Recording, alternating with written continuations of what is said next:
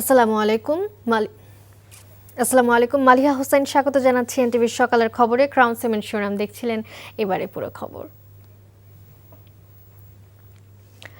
আওয়ামী লীগকে নিষিদ্ধ করার পরিকল্পনা বর্তমান অন্তর্বর্তী সরকারের নেই বলে জানিয়েছেন প্রধান উপদেষ্টা অধ্যাপক মোহাম্মদ ইউনূস। বৃহস্পতিবার ঢাকা সফররত ইন্টারন্যাশনাল ক্রাইসিস গ্রুপের ডক্টর কমফর্ট ইরোর নেতৃত্বাধীন একটি প্রতিনিধি দলের সঙ্গে আলোচনার সময় ডক্টর ইউনূস কথা বলেন। তিনি আরও বলেন, অন্তর্বর্তী সরকার নির্ধারিত সময়ে নির্বাচন আয়োজনে প্রতিশ্রুতিবদ্ধ এবং কোনো দাবির কারণে ভোট পিছিয়ে দেওয়া হবে না।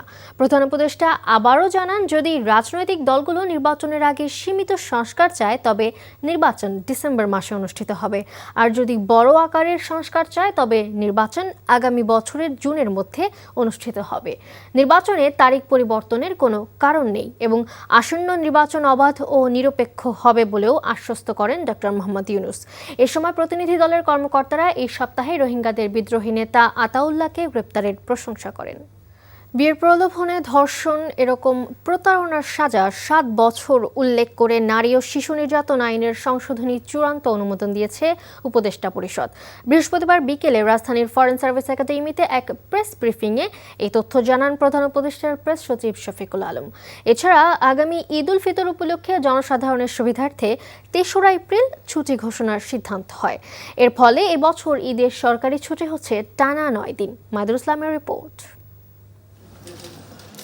প্রধান উপদেষ্টা সরকারি বাসভবন যমুনায় বৃহস্পতিবার উপদেষ্টা পরিষদে বৈঠকে সরকারি ক্রয় প্রক্রিয়া স্বচ্ছতা ও প্রতিযোগিতা বাড়াতে এবং সিন্ডিকেট ভাঙতে পাবলিক প্রকিউরমেন্ট অধ্যাদেশে সংশোধনী আনাসহ বেশ কিছু সিদ্ধান্ত গৃহীত হয়।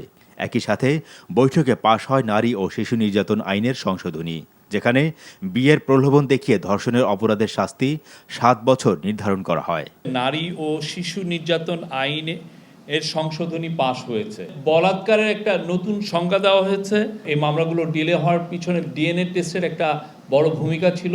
তো সেই জায়গাগুলো কিভাবে অ্যাড্রেস করা যায় সেইগুলো মেজার নেওয়া হয়েছে। আর একটা বিষয় হচ্ছে যে বিয়ের প্রলোভন দেখিয়ে যে রেপ কেসগুলো সেই জায়গাটাও নতুন করে মেজার নেওয়া হয়েছে এবং সেক্ষেত্রে এইটাকে সর্বোচ্চ শাস্তি 7 বছর করা হয়েছে। প্রধান উপদেষ্টা ডক্টর মোহাম্মদ ইউনূসের আসন্ন চীন সফরকে ঐতিহাসিক উল্লেখ করে শফিকুল আলম বলেন, ওই সফরের মাধ্যমে বাংলাদেশ থেকে চীনে বিভিন্ন পণ্যের রপ্তানি নতুন দিগন্ত উন্মোচিত হবে। চায়নাতে আমাদের মাননীয় চিফ অ্যাডভাইজার যাচ্ছেন, এটা একটা হিস্টোরিক সফর হবে। আমরা এটা নিয়ে আপনাদেরকে বলেছি। একটা বিষয় হচ্ছে যে চায়না আমাদের এখান থেকে 3টা এগ্রিকালচার পণ্য খুব বড় আকারে ইম্পোর্ট করতে চায়। চাইনিজ অ্যাম্বাসাডার আমাদেরকে জানিয়েছেন, তার মধ্যে আম, কাঁঠাল এবং গোয়াভা। চিফ অ্যাডভাইজার চাচ্ছেন চাইনিজ যারা হেলথ কোম্পানিগুলো আছে তাদের সাথে কথাবার্তা বলতে, তাদের হসপিটাল চেইনগুলো যাতে বাংলাদেশে এসে ইনভেস্ট করে। এছাড়া ঈদে মানুষের সুবিধার্থে 3 এপ্রিলও ছুটি ঘোষণার সিদ্ধান্ত হয়েছে উল্লেখ করে শফিকুল আলম জানান, দেশের 3 পার্বত্য জেলায় চৈত্র সংক্রান্তিতেও ছুটি থাকবে। মইদুল ইসলাম, এনটিভি নিউজ, ঢাকা। জাতীয় ঐক্যমত্য কমিশনের কো-চেয়ারম্যান অধ্যাপক ডক্টর আলী রিয়াজের কাছে সংবিধান, প্রশাসন, বিচার বিভাগ, দুদক ও সংখ্যানুপাতিক নির্বাচন ব্যবস্থা সহ 5টি বিষয়ে জাতীয় ঐক্যমত্য কমিশনের সংস্কার প্রস্তাবনায় সুপারিশ জমা দিয়েছে বাংলাদেশ জামায়াতে ইসলামী। পরে রাষ্ট্র সংস্কার ইস্যুতে ঐক্যমত্য কমিশনের বৈঠকে 166 সুপারিশের মধ্যে 120টিতে একমত পোষণ করে প্রস্তাব জমা দিয়েছে এলডিপি। দলটির প্রেসিডেন্ট অলি আহমেদের দাবি, মাঠ প্রশাসন নিরপেক্ষ না হলে নির্বাচন কখনোই সুষ্ঠু হবে না, আর সংস্কার প্রক্রিয়াকে দেশের ভেতর ও বাইরে থেকে বাধাগ্রস্ত করা হচ্ছে বলে অভিযোগ অধ্যাপক আলী রিয়াজের। বিস্তারিত ইফতেখার রাজার ডেস্ক রিপোর্টে। জামায়াত সেক্রেটারি জেনারেল মিয়া গোলাম পরওয়ারের নেতৃত্বে 3 সদস্যের একটি প্রতিনিধি দল জাতীয় সংসদে কমিশন কার্যালয়ে গিয়ে প্রফেসর আলী রিয়াজের হাতে সুপারিশ তুলে দেন। সংখ্যানুপাতিক পদ্ধতিতে নির্বাচনের বিষয়টি অন্তর্ভুক্ত করেছে জামায়াত জানিয়ে মিয়া গোলাম পরওয়ার বলেন, জাতীয় নির্বাচন নিয়ে জামায়াত কোনো সময় বেঁধে দেয়নি। 15 বছর একটা অবাধ নিরপেক্ষ নির্বাচনের জন্য যদি আমরা অপেক্ষা করতে পেরে থাকি, তো সেই নির্বাচন সুষ্ঠু নিরপেক্ষ করতে গিয়ে যদি মিনিমাম কিছু সংস্কার করার প্রয়োজন হয়, তার জন্য যৌক্তিক যে সময়টুকু দরকার জামায়াত ইসলামী সেই সময়টুকু দিতে প্রস্তুত। পরে জাতীয় ঐক্যমত্য কমিশনের সাথে সংলাপে অংশ নেয় ডেমোক্রেটিক পার্টির প্রেসিডেন্ট অবসরপ্রাপ্ত কর্নেল অলি আহমেদের নেতৃত্বে 8 সদস্যের একটি প্রতিনিধি দল। সংবিধান, জনপ্রশাসন, নির্বাচন ব্যবস্থা সংস্কার, বিচার বিভাগ এবং দুর্নীতি দমন কমিশনের সংস্কারে ঐকমত্য কমিশনের 166টি সুপারিশ নিয়ে নিজেদের অবস্থান তুলে ধরেন অলি আহমেদ। গেট দিয়ে ঢোকার সময় প্রত্যেকটা ব্যক্তিকে তার আইডি কার্ড দেখে ঢুকতে হবে। আমি শহরে আইডি কার্ড ছিল, ঢাকাতে এসে ঢুকে গেলাম, চট্টগ্রামে চলে গেলাম, এটা তো হবে না। He should have ID card of that particular centre. তারপর নেক্সট হলো that he will produce the ID card in front of presiding officer. এর আগে রাজধানীর সিরডাপ মিলনায়তনে রাষ্ট্র সংস্কারে রাজনৈতিক ঐকমত্য ও নাগরিক ভাবনা শীর্ষক গোলটেবিল বৈঠক আয়োজন করে সুজন। বর্তমান ব্যবস্থায় স্বৈরতন্ত্র ঠেকানোর কোনো উপায় নেই জানিয়ে আলী রিয়াজ বলেন, রাষ্ট্রের কাঠামোগত পরিবর্তন ছাড়া যত ভালো নির্বাচনই হোক না কেন পুনরায় আগের অবস্থায় ফিরে যাবে দেশ।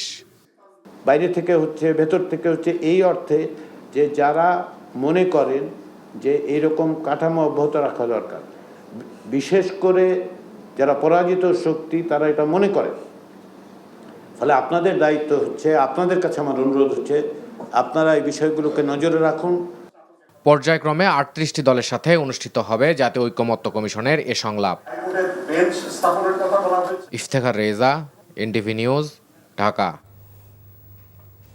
এদিকে আগামী রোববার ঐকমত্য কমিশনের সুপারিশ জমা দেবে বিএনপি। জাতীয় নির্বাচনের আগে গণভোটের বিরোধী দলটি মনে করে সাংবিধানিক সংস্কারের এখতিয়ার কেবল নির্বাচিত সংসদের। তবে ঐকমত হলে নির্বাচন ও প্রশাসনিক সংস্কার অধ্যাদেশের মাধ্যমে করার পক্ষে মত বিএনপির। দলের সিনিয়র নেতাদের সাথে কথা বলে আরও জানাচ্ছেন ইমরুল হাসান। সংস্কার কমিশনের সুপারিশ নিয়ে বৃহস্পতিবার রাজনৈতিক দলগুলোর সাথে আলোচনা শুরু করেছে জাতীয় ঐকমত্য কমিশন। তবে এখনও সুপারিশ জমা দেয়নি বিএনপি সহ বেশ কিছু দল। তবে সুপারিশ চূড়ান্ত করেছে বিএনপি। কিভাবে সংস্কার বাস্তবায়ন করা যায় এ নিয়ে বেশ কয়েকটি বিকল্প জানতে চাওয়া হয় দলগুলোর কাছে। সংবিধানে গণভোট যুক্ত করার প্রস্তাবকে স্বাগত জানালেও জাতীয় নির্বাচনের আগে সংস্কারের জন্য গণভোটের তীব্র বিরোধী বিএনপি। নির্বাচনের পর সাংবিধানিক সংস্কারের পক্ষে তারা। গণভোটের বিষয়টা এখন নাই, এইগুলো আপনি জনগণের মতামত দিতে হবে, এগুলো নির্বাচনের মাধ্যমে আসতে হবে, আলাদাভাবে কিছু করার এখানে সুযোগ নেই। সুতরাং আপনি নির্বাচনেই করতে পারতেছি না আমরা, এর মধ্যে আবার অন্য সব বিষয় এনে তো এটাকে আরও পিছিয়ে দেওয়া, এগুলো যে আপনি নির্বাচনী প্রক্রিয়ার মাধ্যমে আপনাকে ম্যান্ডেট নিয়ে সংসদে এসে আপনাকে করতে হবে। এটা একটা দুটা বিষয় না, অনেকগুলো বিষয় আছে। গণভোট একমাত্র তখনই হয় যখন সংবিধানের কিছু অনুচ্ছেদ, যেমন প্রস্তাবনা, তারপরে আর্টিকেল 46, 58 এবং 142 এই সমস্ত আর্টিকেলগুলোতে যখন কোনো সংশোধনী আসে, সেই সংশোধনী গৃহীত হওয়ার পরে রাষ্ট্রপতি একটা গণভোটের আয়োজন করবেন। যেমন সেটা হয়েছিল ত্রয়োদশ সংশোধনের পরে। এখন কি হিসাবে কেন গণভোট হবে তা তো আমাদের বোধগম্য নয়। নির্বাচনের আগে ন্যূনতম সংস্কারের পক্ষে অবস্থান নেওয়া বিএনপি বলছে, পুলিশ, দুদক, প্রশাসন ও নির্বাচনী ব্যবস্থা সংস্কার করা যেতে পারে ঐকমত্যের ভিত্তিতে। কিছু কিছু সুপারিশ হয়তো অর্ডিন্যান্সের মাধ্যমে বাস্তবায়ন করা যাবে, কিছু কিছু সুপারিশ হয়তো প্রশাসনিক সিদ্ধান্তও করা যাবে, আর কিছু সিদ্ধান্ত এমন হবে যে আমরা জাতীয় ঐকমত্যে পৌঁছালাম, পরবর্তীতে সংসদ গঠিত হলে আমাদের প্রতিশ্রুতি অনুযায়ী সেগুলো আমরা গ্রহণ করব। সাংবিধানিক সংশোধনের যদি প্রয়োজন হয় সে সমস্ত ক্ষেত্রে এগুলো ভাগ করা যাবে। যেখানে ঐকমত হয়ে যাবে সেগুলো তো সময়ের ব্যাপার না, এটা তো ইমিডিয়েটলি করা যায়। আর যেগুলো ঐকমত হবে না এগুলো তো, এবং ঐকমত না হওয়াই স্বাভাবিক, এতগুলো রাজনৈতিক দলের মধ্যে ভিন্ন মত থাকবেই, এবং আমরা তো বাকশাল করতে যাচ্ছি না এখানে। আবার আনুপাতিক হারে সংসদ নির্বাচন করার বিপক্ষে বিএনপি। এছাড়া কোনো দলের গণপরিষদ নির্বাচনের দাবিও নাকচ করে দিয়েছে তারা। Imrul Hasan, NTV news, Dhaka. বিশ্ব স্বাস্থ্য সংস্থায় নিয়োগ পেতে জীবন বৃত্তান্ত বা সিভিতে মিথ্যা তথ্য এবং সূচনা ফাউন্ডেশনের জোরপূর্বক 33 কোটি টাকা জমার অভিযোগে শেখ হাসিনার মেয়ে সাইমা ওয়াজেদ পুতুলের বিরুদ্ধে পৃথক দুটি মামলা করেছে দুর্নীতি দমন কমিশন। দুদক পরিচালক তাহসিন মুনাবিল হক বাদী হয়ে ঢাকা সমন্বিত জেলা কার্যালয় 1-এ বুধবার এই দুটি মামলা দায়ের করেন। প্রথম মামলার এজাহারের তথ্য অনুযায়ী সাইমা ওয়াজেদ পুতুল ক্ষমতার অপব্যবহার, প্রতারণা ও জালিয়াতির মাধ্যমে বিশ্ব স্বাস্থ্য সংস্থার দক্ষিণ পূর্ব এশিয়ার আঞ্চলিক পরিচালক পদে নিয়োগ পেতে যে সিভি জমা দিয়েছিলেন সেখানে মিথ্যা তথ্য দেওয়া হয়েছে। আর দ্বিতীয় মামলার এজাহার অনুযায়ী সাইমা ওয়াজেদ পুতুল ও এক্সিম ব্যাংকের সাবেক চেয়ারম্যান নজরুল ইসলাম মজুমদার ক্ষমতার অপব্যবহার করে পরস্পর যোগ সাজশে অবৈধভাবে প্রভাব বিস্তারের মাধ্যমে বাংলাদেশ অ্যাসোসিয়েশন অব ব্যাংকসের সদস্যভুক্ত ব্যাংকগুলোকে পুতুলের প্রতিষ্ঠান সূচনা ফাউন্ডেশনের টাকা দেওয়ার জন্য চাপ দেন এবং 20টি ব্যাংক থেকে মোট 33 কোটি 5 লাখ টাকা দিতে বাধ্য করেন তিনি। জাতীয় পার্টির চেয়ারম্যান জিএম কাদেরের দুর্নীতির অনুসন্ধানের সিদ্ধান্ত নিয়েছে দুর্নীতি দমন কমিশন। বৃহস্পতিবার এক প্রেস ব্রিফিংয়ে দুদকের মহাপরিচালক মোহাম্মদ আক্তার হোসেন জানান, জালিয়াতির মাধ্যমে পার্টির চেয়ারম্যান পদ নেয়া ছাড়াও বিপুল পরিমাণ অবৈধ সম্পদ অর্জনের অভিযোগ রয়েছে জিএম কাদেরের বিরুদ্ধে। এছাড়া সাবেক মন্ত্রী আমির হোসেন আমুর বিরুদ্ধে অবৈধ সম্পদ অর্জনের মামলা করেছে দুদক। তামজিদ সুমনের রিপোর্ট। দুদকের গোয়েন্দা তথ্য অনুযায়ী জিএম কাদেরের বিরুদ্ধে বেশ কিছু দুর্নীতির অভিযোগ পাওয়া গেছে। 2018 সালের একাদশ জাতীয় সংসদ নির্বাচনের পর জাতীয় পার্টির সংরক্ষিত নারী আসনের এমপি মনোনয়নে জিএম কাদের 18 কোটি 10 লাখ টাকার ঘুষ নিয়েছেন বলে অভিযোগ রয়েছে। এই অর্থ গ্রহণের মূল সুবিধাভোগী তৎকালীন ভারপ্রাপ্ত চেয়ারম্যান জিএম কাদের। দুপুরে দুদক কার্যালয়ে ব্রিফিংয়ে সংস্থার মহাপরিচালক মোহাম্মদ আক্তার হোসেন জানান, জাতীয় পার্টির চেয়ারম্যান জিএম কাদেরের বিরুদ্ধে চাঁদাবাজি, মনোনয়ন বাণিজ্য ও দলীয় ফান্ডের টাকা আত্মসাতের দুর্নীতির অনুসন্ধানের সিদ্ধান্ত নিয়েছে কমিশন। গোলাম মোহাম্মদ কাদের, চেয়ারম্যান জাতীয় পার্টি, দলীয় মনোনয়ন বাণিজ্য, পদ বাণিজ্য, বিদেশে অর্থ পাচার সহ জ্ঞাত আয়ের উৎস বহির্ভূত সম্পদ অর্জনের অভিযোগে তার বিরুদ্ধে অনুসন্ধানের সিদ্ধান্ত গৃহীত হয়েছে। এদিকে 30 কোটি টাকার অবৈধ সম্পদ ও 80 কোটি টাকার সন্দেহজনক লেনদেনের অভিযোগে আমির হোসেন আমু ও তার মেয়ে সুমাইয়ার বিরুদ্ধে মামলা করেছে দুদক। আমির হোসেন আমু বিরুদ্ধে দুর্নীতি দমন কমিশন আইন 2004, দুর্নীতি প্রতিরোধ আইন 1947 এবং মানি লন্ডারিং প্রতিরোধ আইন 2012 সহ দণ্ডবিধির সংশ্লিষ্ট ধারায় আরও একটি মামলা রুজুর সিদ্ধান্ত গৃহীত হয়েছে। এছাড়া অর্থ পাচারের অভিযোগে প্রাইম ব্যাংকের সাবেক এমডি এহসান খসরু সহ 11 জনের বিরুদ্ধে মামলা করবে দুদক। Tamjid Sumon, NTV news, Dhaka. বাংলাদেশে সবার নিরাপত্তা নিশ্চিত করতে অন্তর্বর্তী সরকারের গৃহীত পদক্ষেপকে স্বাগত জানিয়েছে যুক্তরাষ্ট্র।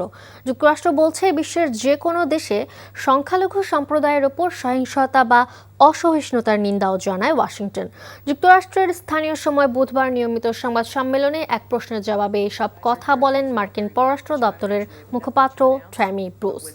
ট্যামি ব্রুস বলেন, তারা যে কোনো দেশে সংখ্যালঘু সম্প্রদায়ের সদস্যদের প্রতি সহিংসতা বা অসহিষ্ণুতার যে কোনো ঘটনার নিন্দা জানায় এবং বাংলাদেশের সকলের নিরাপত্তা নিশ্চিত করার জন্য বাংলাদেশের অন্তর্বর্তীকালীন সরকার কর্তৃক গৃহীত পদক্ষেপগুলোকে স্বাগত জানায়।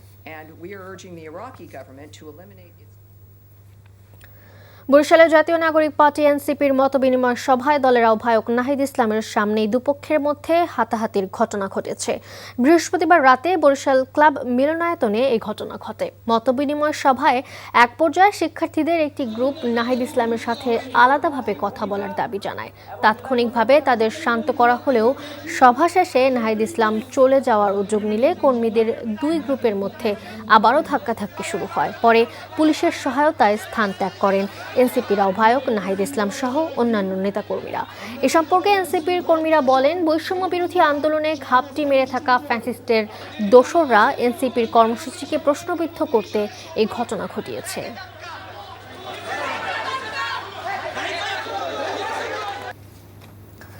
বৈষম্য বিরোধী ছাত্র আন্দোলনে অংশ নেওয়ার কারণে দুই শিক্ষার্থীকে 8ম শ্রেণী থেকে 9ম শ্রেণীতে ভর্তি না নেওয়ার অভিযোগ উঠেছে খুলনার লায়ন্স স্কুল অ্যান্ড কলেজের অধ্যক্ষ বাদশা খানের বিরুদ্ধে।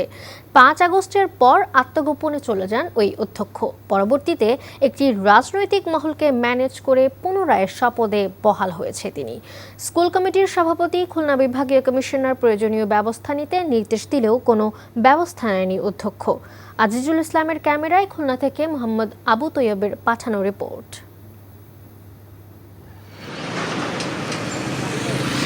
1962 সালে প্রতিষ্ঠিত হয় Khulna Lions school and college. স্বৈরাচারের আমলে খুলনা সিটি কর্পোরেশনের প্যানেল মেয়র ও 25 নং ওয়ার্ড কাউন্সিলর যুবলীগ নেতা আকবর আলী এই স্কুলের গভর্নিং বডির সভাপতি হওয়ার পর থেকে স্বনামধন্য শিক্ষা প্রতিষ্ঠানটির সুনাম ক্ষুণ্ণ হতে থাকে।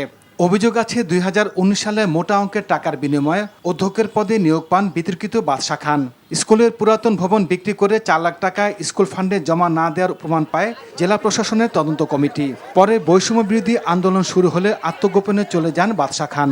আন্দোলনে নেতৃত্ব দেয় 8ম শ্রেণীর শিক্ষার্থী মোহাম্মদ ইসমাইল ও লাবিব ইসলাম। সম্প্রতি স্থানীয় রাজনৈতিক মহলকে ম্যানেজ করে পুনরায় স্বপদে বহাল হন তিনি।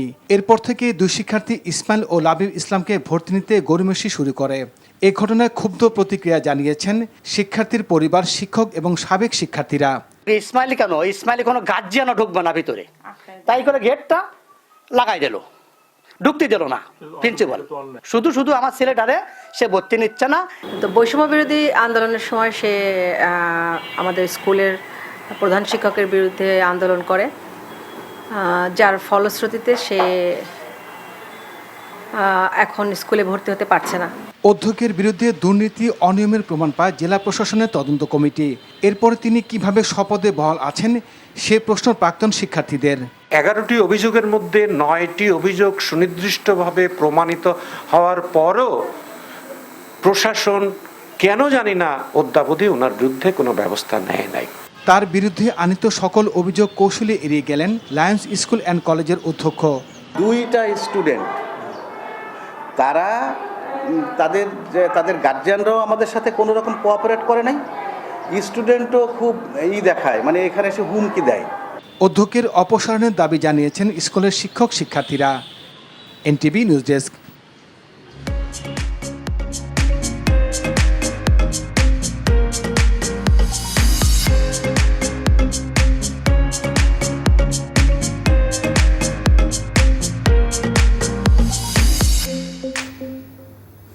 সারা লাইফস্টাইল ঈদ কেনাকাটার খবর। ঈদ উল ফিতরকে কেন্দ্র করে জমে উঠছে ঈদ কেনাকাটা। নতুন পোশাক কিংবা সাজ সরঞ্জামে এবার ঈদের জন্য নারীদের পছন্দের শীর্ষে রয়েছে পাকিস্তানি পোশাক। দেশীয় পণ্যের পাশাপাশি পাকিস্তানের বিভিন্ন ব্র্যান্ডের পোশাকের পসরা সাজিয়ে বসেছেন দোকানিরা। আরামদায়ক কাপড় ও আকর্ষণীয় কাজের জন্য ভারতীয় পণ্যকে পেছনে ফেলে এবার এগিয়ে আছে পাকিস্তানি এই পোশাকগুলো, বলছেন দোকানিরা। সাদরিনা খন্দকারের রিপোর্ট।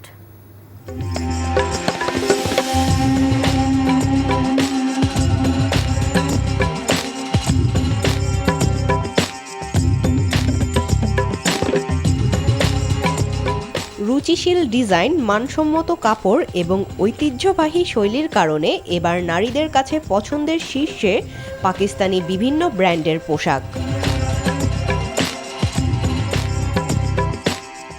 ঈদের উৎসবের আমেজে নিজের ব্যক্তিত্বকে ফুটিয়ে তুলতে ক্রেতাদের আকৃষ্ট করছে এসব পোশাক।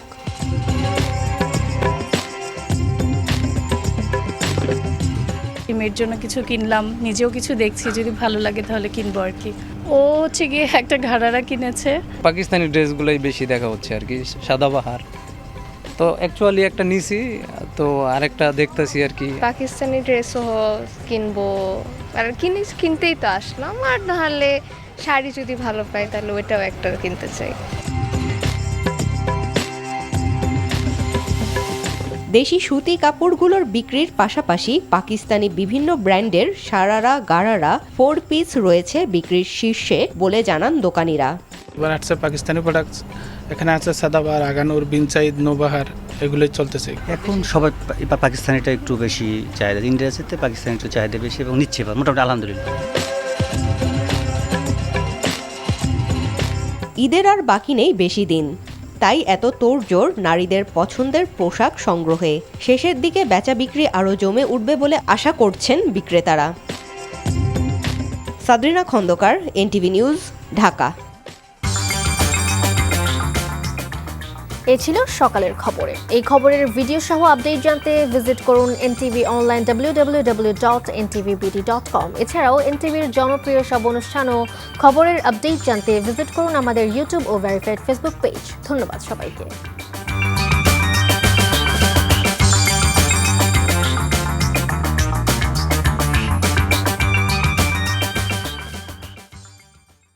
এই ঈদে জামা জুতো অ্যাক্সেসরিজের ডিসকাউন্ট।